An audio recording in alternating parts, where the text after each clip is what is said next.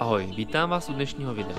Dnes to bude trochu delší, protože jsem se snažil použít co nejméně zrychlených záběrů, ale i přesto se mi podařilo naspat spoustu hodin práce do pár minutového videa. Rád bych řekl, že toto video není žádný návod, jak to dělat správně, popravdě občas dost improvizuji. Jak vidíte, tak původní stěna potřebovala velkou změnu. Zároveň bylo potřeba zapracovat na zateplení, abychom v zimě nemrzli stejně jako loni. Začal jsem postupným demontováním původního obložení. Jak vidíte, vevnitř jsem s izolací hodně improvizoval. Vím, není to ideální, ale je to určitě lepší nežli nic. Postupně jsem stěnu srovnal OSB deskama.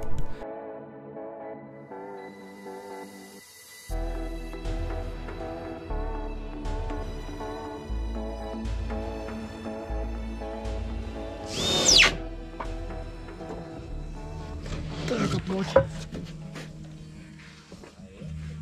Ale první dobrou, prosím.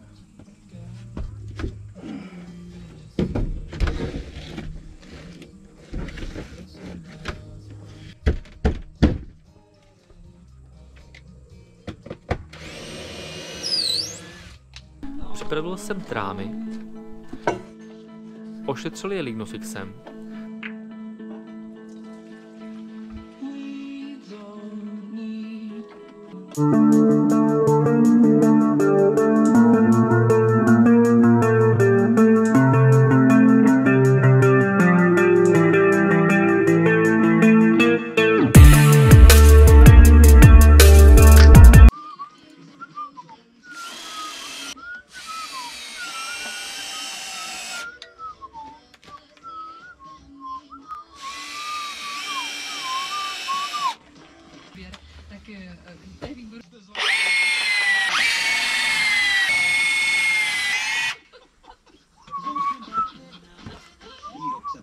nanesl vypěňovací lepidlo na ně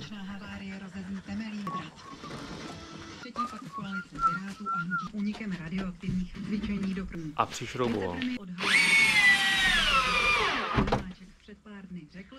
Při šroubování trámku používám akumulátorové vrtací kladivo s vestrou PHC.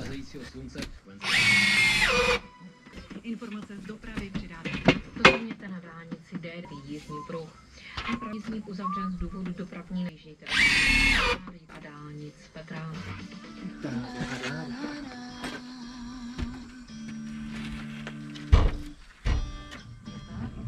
Takto. V obchodě teď nejčas.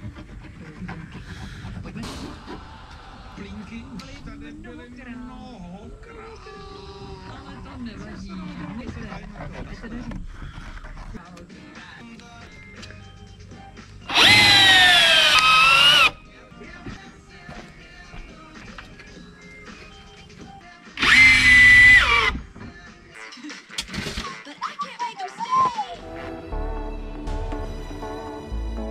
Mezi trámky jsem přilepil polystyren a k tomu jsem použil pěnové lepidlo. Vždy se nedařilo dle očekávání. Naštěstí existuje také čistič na pěnu.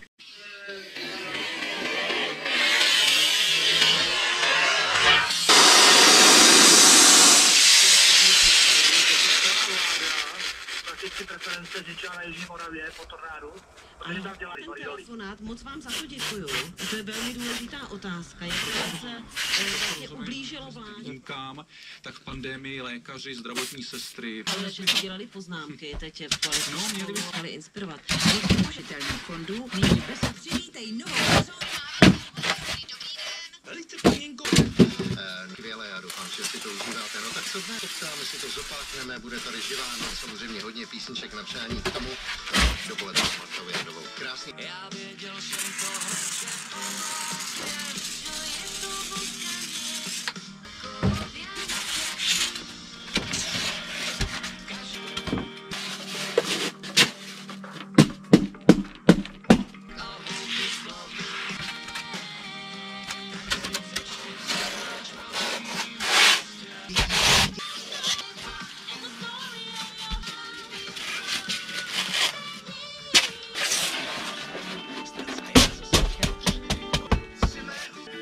Splynu jsem s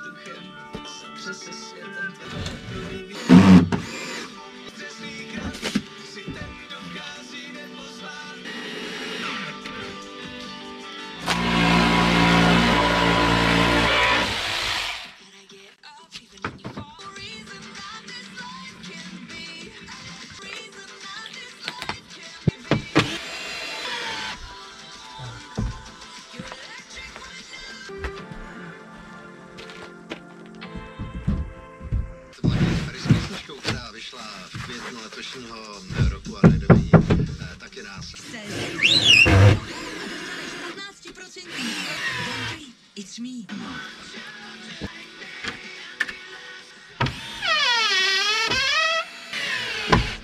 Také jsem musel vytvořit místo na nové okno. Tak, poměřím si otvor, do toho otvoru udělám bednění z OSBčka, do kterého dám potom nové okno a doložím tu stěnu okolo.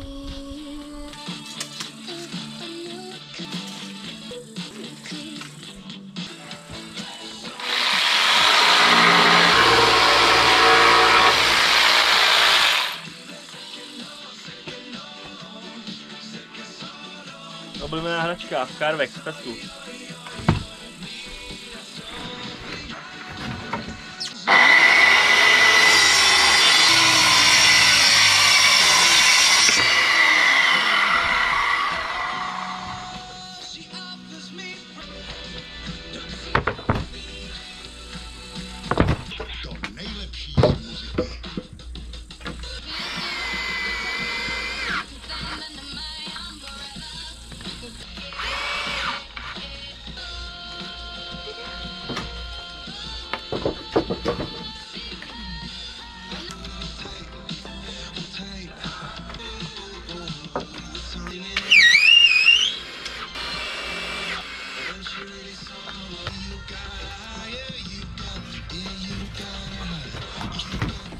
Kde na to?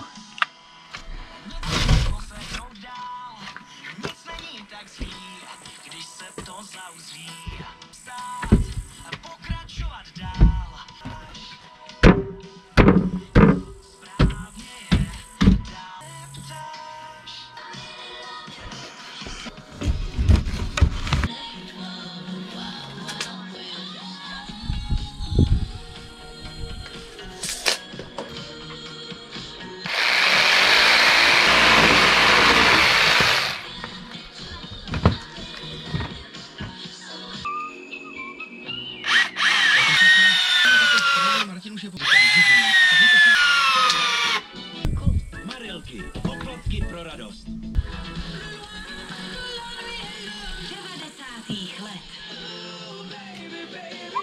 A to nejlepší z nového milénia. Frekvence 1.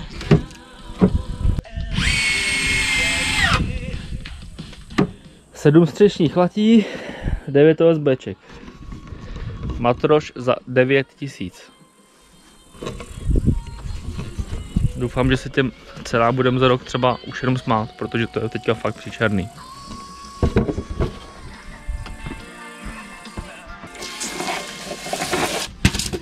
Poučení od minulé. Doteď se mi to nepodařilo moment.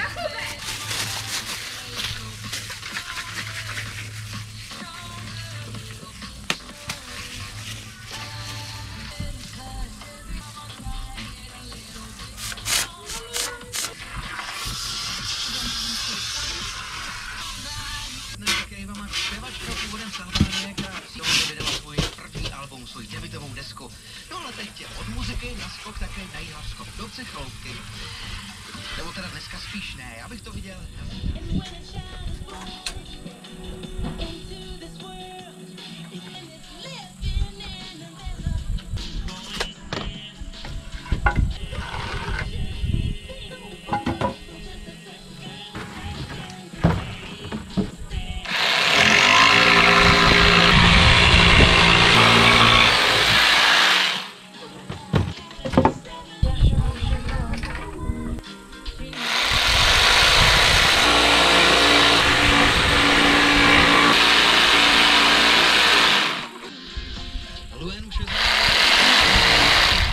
Výrobce plechové střešní krytiny, doplňků a okapového systému KROP. www.blachotrap.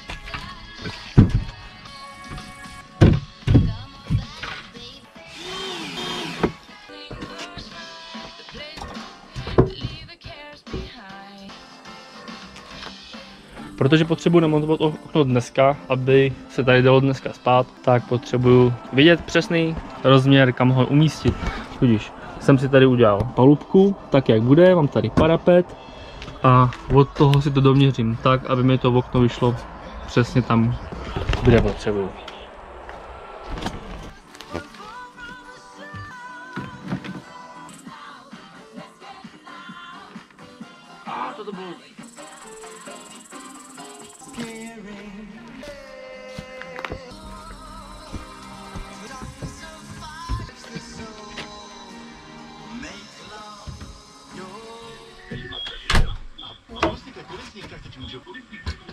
Kdyby to jak však mělo držet, mělo by to být i v rovině.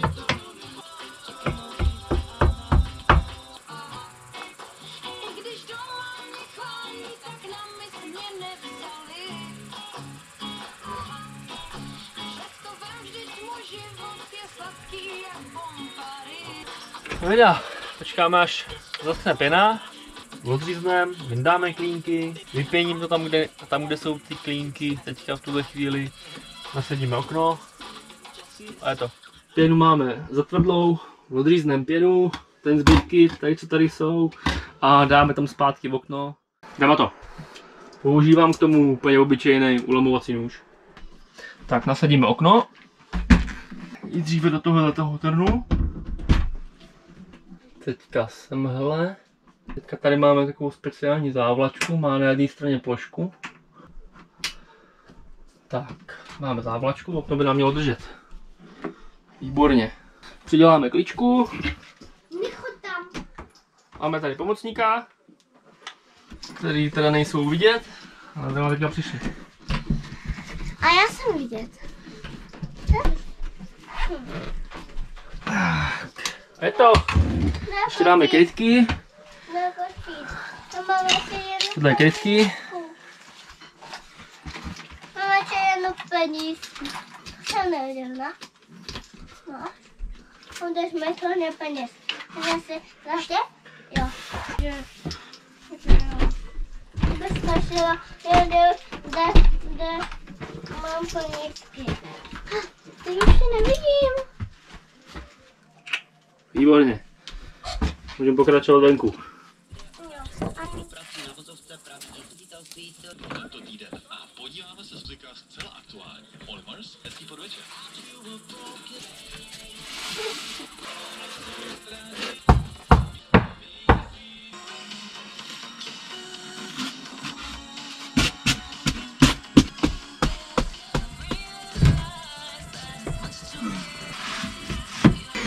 Také Američanka společně zavzpomínat. Aneta Langerová tehdy byla velmi poškrábu ti záda, koukám ti srdce, strada kamaráda, lásky účel světí, prostředky a smrtí, a nikomu už nedá.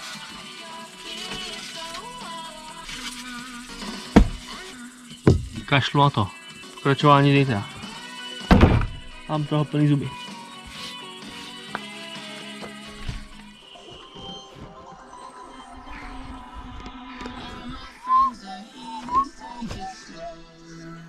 Zbývalo dolepit polystyrén a dodělat druhou vrstvu obležení z OSB desek.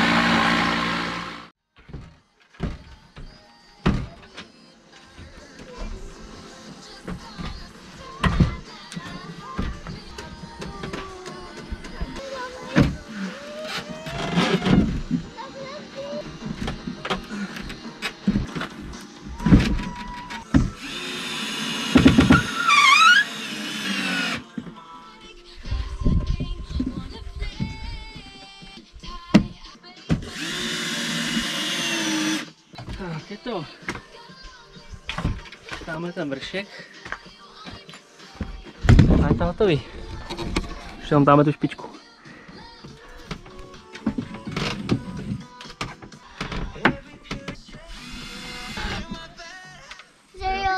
Správně. Ještě jsem vypěnil všechny zbývající spáry pěnou. Řízeme pěnu. Například v bezpečnostní informační službě myslivat vědět.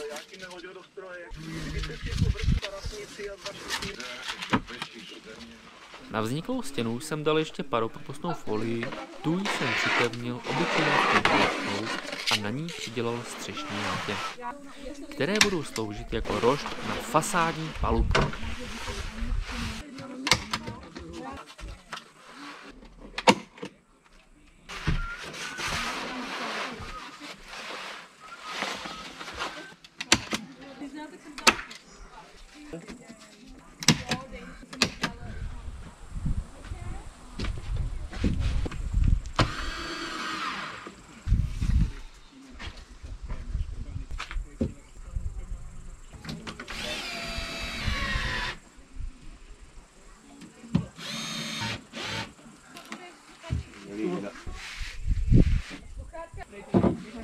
No to jak? To moje zgadešky. A od toho fejtu a teďka něco jinýho. Ne, taky.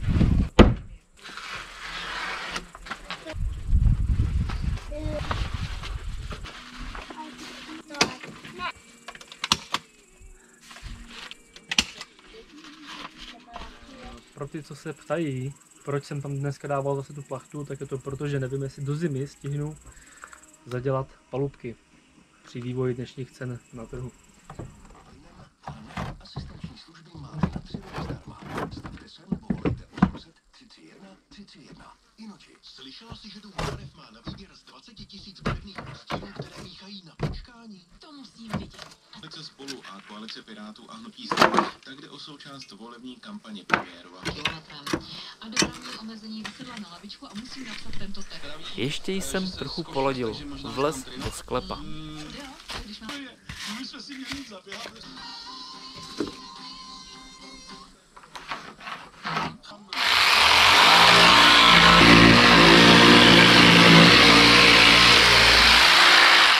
Ale hlavně to zákulisí, my tam totiž máme k tomu ještě...